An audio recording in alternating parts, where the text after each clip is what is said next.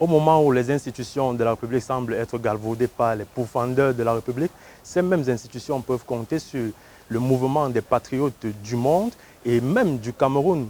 Au cours de la conférence de presse donnée ici même à l'hôtel des députés de Yaoundé, ils ont tenu à redire et à réitérer leur soutien indéfectible au chef de l'État et même pour les institutions républicaines. Je vous propose de prendre quelques réactions pour mieux comprendre de quoi est-ce qu'il s'agit lorsqu'on parle du mouvement des patriotes du monde et du Cameroun.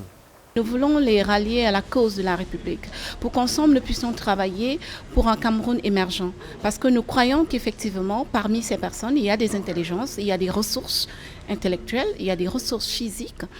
Ces ressources doivent être mises ensemble pour le bien de notre pays. Et nous pensons que ces personnes doivent arrêter la violence et entamer un discours des réclamations de manière pacifique.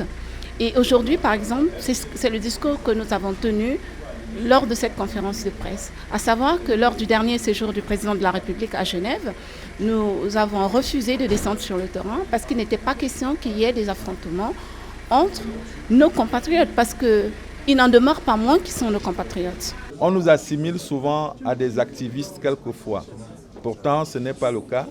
C'est juste un élan patriotique qui s'est déterminé pour favoriser et accompagner les institutions pour la restauration de l'image du Cameroun qui a pris un sacré coup depuis bientôt quelques années à travers la crise dans le nord-ouest et dans le sud-ouest, mais avec la situation post-élection présidentielle de 2018 ayant conduit à une faction entre Camerounais ici au Cameroun et dans la diaspora où les effets sont encore plus, je dirais même gravissimes.